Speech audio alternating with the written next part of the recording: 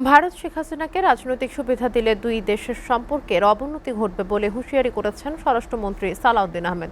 তিনি বলেন, ভারত সরকারকে হাসিনা কার্ড খেলা বন্ধ করতে হবে। জুলাই গণঅভ্যুত্থানের দ্বিতীয় বার্ষিকীতে ঢাকা বিশ্ববিদ্যালয় ও university teachers association of Bangladesh ইউট্যাবের আলোচনা সভায় কথা বলেন তিনি। এই অনুষ্ঠানে দ্রুততম সময়ে শহীদদের বিচার এবং জুলাই যোদ্ধাদের নিরাপত্তা নিশ্চিতের দাবি জানিয়েছে শহীদ পরিবারগুলো। আমির হোসেনের প্রতিবেদন।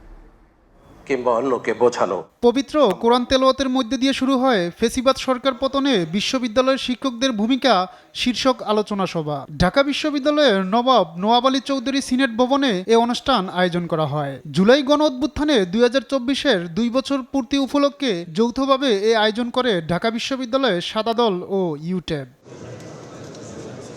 অনুষ্ঠানে প্রমাণ্যচিত্র প্রদর্শনের পর মঞ্চে আসেন শহীদ আবু সাইদ, মীর মুগ্ধ, ওয়াসিম আকরাম ও সাজিদের পরিবারের সদস্যরা।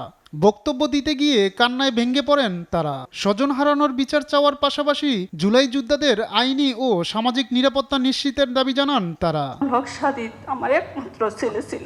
আগস্টের 4 তারিখে মিরপুর 10-এ গুলিবিদ্ধ হয়। সিএমএসে নিয়ে ভর্তি করা হয়, পর অপারেশন হয়। তারপর 14 তারিখে চিরবিদায় নেয় আমার ছেলে। শহীদদের আকাঙ্ক্ষার কথা যদি আমি বলি, আমার মতে এটিকে 3টি লাইনে বিভক্ত করা যায়। প্রথম, ফ্যাসিবাদী রাষ্ট্র কাঠামোর পরিবর্তন। দ্বিতীয়, রাজনৈতিক সংস্কৃতি অর্থাৎ পলিটিক্যাল কালচারের পরিবর্তন।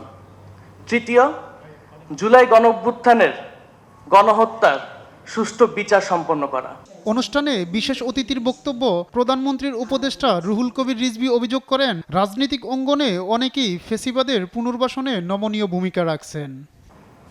শিক্ষকদেরই এখানে হয়েছে, মানে কি বলে যে তারা ওইভাবেই চালিয়েছেন শেখ হাসিনার মত অনুযায়ী, শেখ হাসিনার পরামর্শ অনুযায়ী, শেখ হাসিনার দুঃশাসনের একটা অনুষঙ্গ হিসেবেই কাজ তারা শেখ হাসিনাকে সমর্থন করছেন। তাহলে নিশ্চয়ই মানে শেখ হাসিনার এমন কিছু গুণাবলী আছে বা সে এমন কিছু চাচ্ছে যেটা রাষ্ট্রের জন্য ভালো।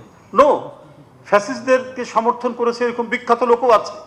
তাই বলে কি ফ্যাসিস্ট শাসন আপনার ইতিবাচক? ফ্যাসিস্ট শাসন কি মেনে নেওয়া যায়? প্রধান অতিথির বক্তব্য স্বরাষ্ট্রমন্ত্রী সালাউদ্দিন আহমেদ ভারতের ভূমিকায় তীব্র সমালোচনা করেন। তিনি বলেন, প্রতিবেশী দেশ ভারতে শেখ হাসিনাকে আশ্রয় ও রাজনৈতিক সুযোগ দিলে দুদেশের কূটনৈতিক সম্পর্কে অবনতি ঘটবে। এখন যদি আমরা ঐক্যবদ্ধ না থাকি, এখন যদি আমরা ফেসিবাদের বিরুদ্ধে ঐক্যবদ্ধ না থাকি, ভবিষ্যতে এই ছাত্র গণ অভ্যুত্থান কলঙ্কিত হবে। আমাদের শহীদরা তাদের আকাঙ্ক্ষার মূল্য আমরা দিতে পারব না, জনপ্রত্যাশা আমরা পূরণ করতে পারবো না। যে স্বপ্ন নিয়ে 71-এর মুক্তিযোদ্ধারা শহীদ হয়েছেন, যে আকাঙ্ক্ষা এবং স্বপ্ন নিয়ে আমাদের 24-এর ছাত্র গণ অভ্যুত্থান হয়েছে, আমাদের সন্তানরা রক্ত দিয়েছে, জনগণ রক্ত দিয়েছে, তাদের আকাঙ্ক্ষাকে আমরা বাস্তবায়ন করতে পারবো না। সুতরাং আজকে আহ্বান জানাবো, আমরা ফেসিবাদের বিরুদ্ধে আমাদেরকে ঐক্যবদ্ধ থাকতে হবে, যেভাবে আমরা ফেসিবাদ বিরোধী গণতান্ত্রিক আন্দোলনে। স্বরাষ্ট্রমন্ত্রী আরও মনে করিয়ে দেন, কেবল 36 দিনের আন্দোলনে ফেসিবাদের পতন হয়নি, এর পিছনে রয়েছে এদেশের মানুষের বছরের পর বছর ধরে ত্যাগ ও সংগ্রাম। বুকে জগত্তল। আমির হোসাইন, SA TV, ঢাকা।